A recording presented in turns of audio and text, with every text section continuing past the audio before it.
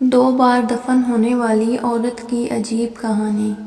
1705 میں ایک عجیب بیماری میں دم توڑنے والی آئرش خاتون مارگوری میکلال کو جلدی سے دفن کر دیا گیا تاکہ اس کی لاش سے وبا کو پھیلنے سے روکا جا سکے۔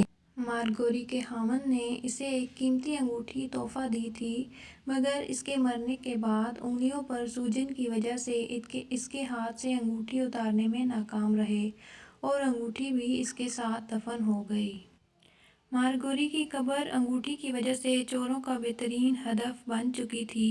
وہ لاش اور انگوٹھی دونوں سے پیسے بنا سکتے تھے۔ مارگوری کے دفن ہونے کے بعد اسی شام اس کی قبر کی مٹی خشک ہونے سے پہلے ہی ڈاکو اس کی قبر پر پہنچ گئے اور قبر کھودنے لگے۔ وہ کافی دیر تک انگلی سے انگوٹھی اتارنے کی کوشش کرتے رہے مگر وہ انگوٹھی نہیں اتار سکے۔ آخر انہوں نے اس کی انگلی کاٹ دی، جس سے انگلی سے خون کا فوارہ نکلا اور مارگوری حرکت میں آ گئی۔ وہ اٹھ گئی اور چیخنے چلانے لگی۔ ڈاکو یہ سب دیکھ کر وہیں خوف کے مارے ڈھیر ہو گئے۔ یہ بھی کہا جاتا ہے کہ وہ سب کچھ چھوڑ چھاڑ کر بھاگ گئے۔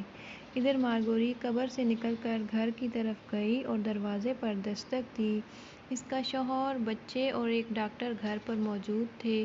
اس کے شوہر نے دروازہ کھولا اور سامنے دیکھا تو بیوی کفن میں ملبوس زندہ کھڑی تھی، جس کی انگلی سے خون بہہ رہا تھا۔